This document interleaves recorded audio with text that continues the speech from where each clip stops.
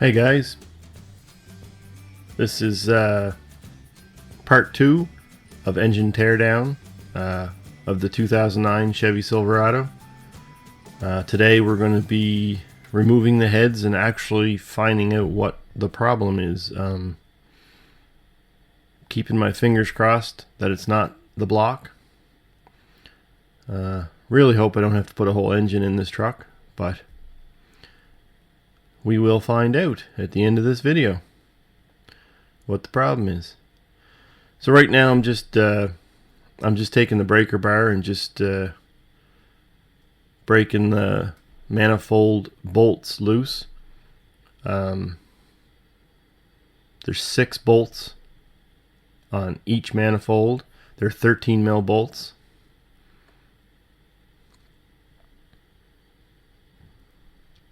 And I'm just breaking them loose. I'm just getting ready to take the manifolds off here.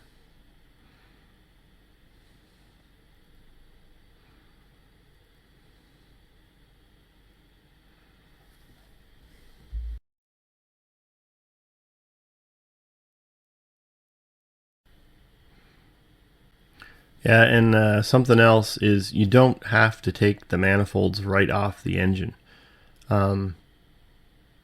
I just took out those 6 bolts, the 13 mil bolts, manifold bolts, and I just used a pry bar and I pried the manifold back from the head, and it just allowed the head to pry out and drop down a little bit, and that gave me access to the 15 mil head bolts that are in underneath the manifold. There's 5 15 mil bolts that go in underneath the manifold, and you have to take the manifolds off, or at least pry them away from the head to get at those 15 mil bolts.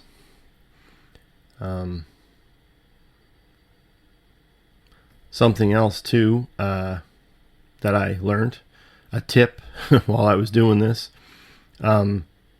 before you take your manifolds off, take out your spark plugs, because what I learned happened is I took my manifold bolts all out and went to pry the manifolds away, which they did.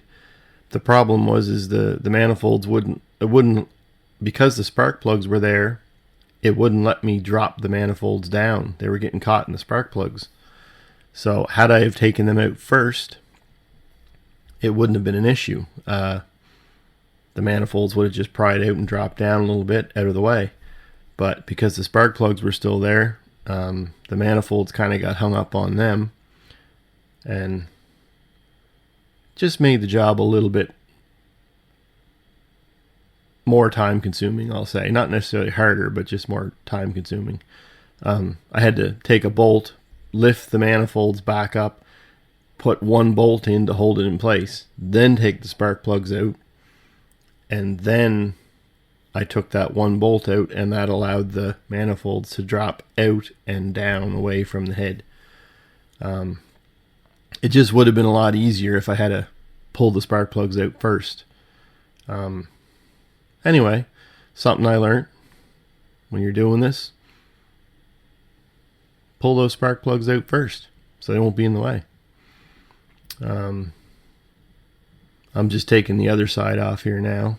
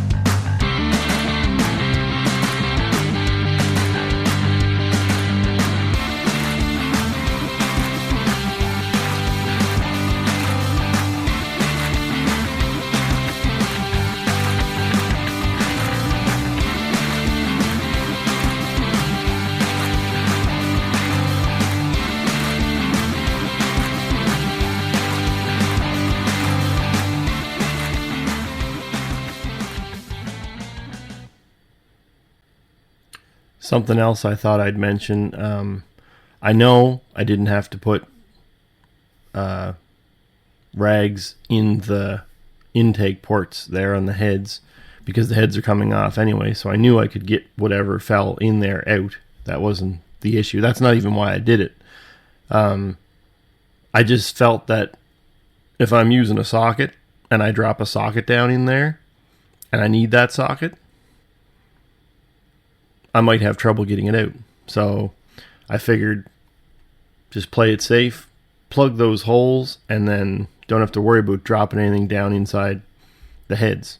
That was the main reason I put the paper towel in there, to keep stuff from falling in the heads. I knew the heads were coming off. I knew they were going to be cleaned up. So if anything did drop down in there, it's not like I couldn't get it out.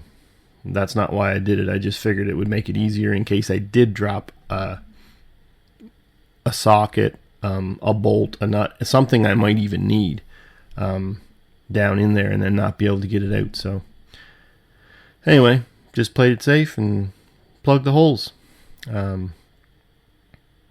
Something else too, the dipstick. When I went to pull the dipstick out, I thought it came out nicely, but it actually just broke right off at the where it goes into the block. And I guess this is a common problem. That can happen. They get rusty after so many years and they just break off. So, and really there's not much you can do. If it breaks off, you just gotta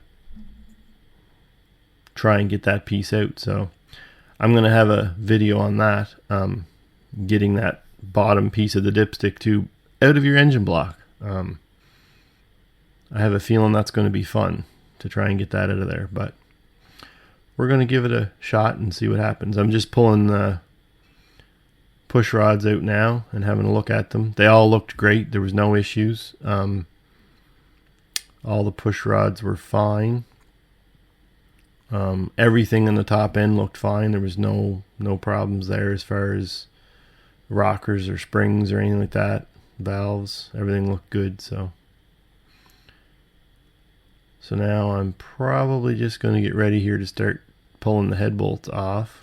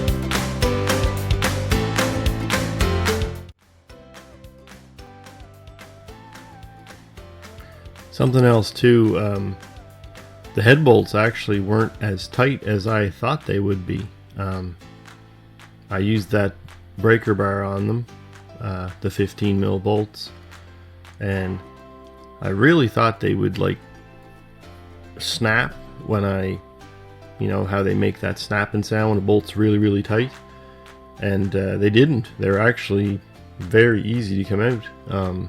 I was surprised. Anyway, I just thought I'd let you know that the bolts weren't that tight, or didn't seem that tight anyway. Of course, I do have I think that's a 24-inch breaker bar I have there, so I had lots of leverage to get them loose. So, but yeah, they were not hard to come out at all. Anyway, I just thought I'd mention that.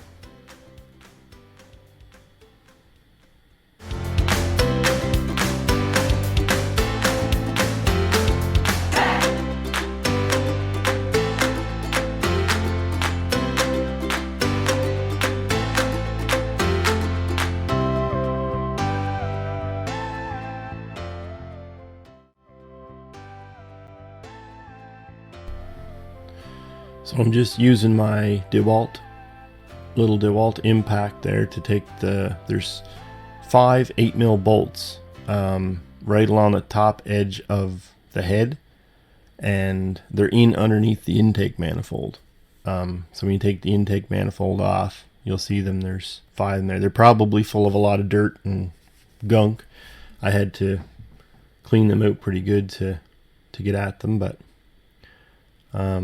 and the back ones there, I couldn't get them with my little DeWalt impact, so I'm just using a ratchet. I really need to get myself a cordless ratchet. If anybody knows a good one to get, I certainly don't want something real expensive like a Snap-on, but I'd like to get a decent one that will work good for doing this kind of work occasionally.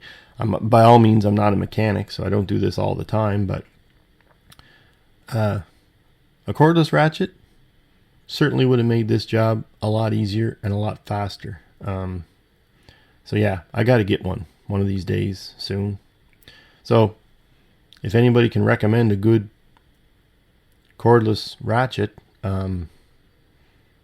certainly leave it in the comments down below, because I do have to get one. So if anybody can recommend one, I'd appreciate it.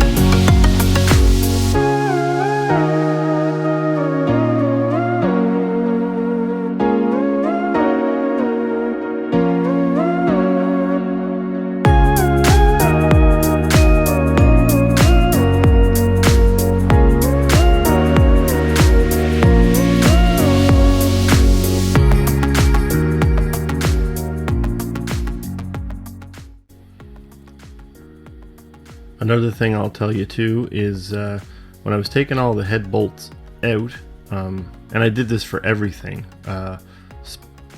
spark plugs, the rocker assembly, and all the head bolts, I kept everything separate. In other words, when I took the head bolts out for the driver's side, the head bolts, the driver's side, rocker, the spark plugs, I took them all out, even the push rods. I took them all out and put them in order so that when I assembled everything back together, everything went in on the same side. I just thought that was, the best way to do it. I didn't go buy new head bolts. I didn't think it was necessary. I watched a lot of sloppy mechanics videos a few years ago when I did my LS swap in my Colorado, and he wasn't big on getting new head bolts, so I didn't think it was necessary. I didn't think there was anything wrong with those head bolts. Anyway, we'll find out. But yeah, I just wanted to tell you I kept everything separate from right and left of the engine, and I'll show you that later when I clean up the heads and stuff. I'll show you how I set it up so that everything that came off the right side of the engine went back in on the right side, and the same for the left. So I just thought it was important to keep everything on the same side. So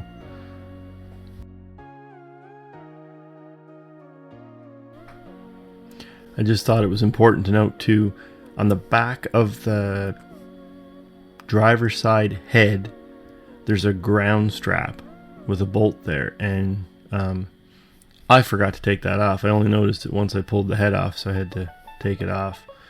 But yeah, just to make a note of that, there is a ground strap on the driver's side back of the head that you have to take out. It's a 15 mil bolt. Very simple to pull it off. I should have did it earlier, but I only realized that it was there when I pulled the head out. So just something to make note of.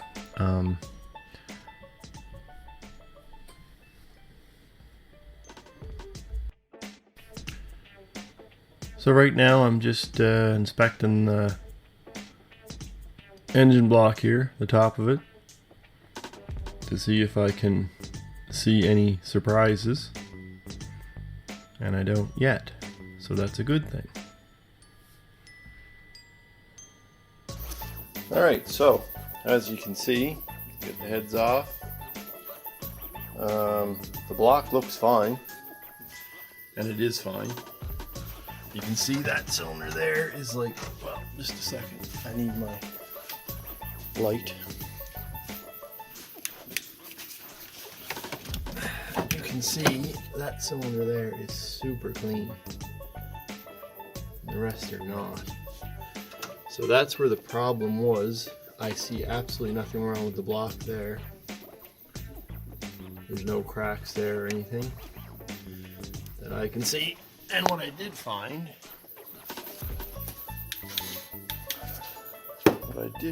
is right here. This is the head gasket that was on right there, like that.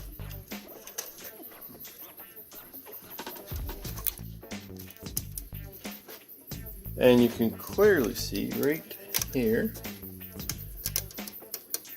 there's a crack in the head gasket. So that's where our problem was. That's why that there is so much cleaner than the other ones. That's where the water was coming in and getting into the engine. So, block is fine, head gasket is garbage. So those are going to go to the dump. Those will go to the dump. Got brand new head gaskets. So now we're going to clean up these.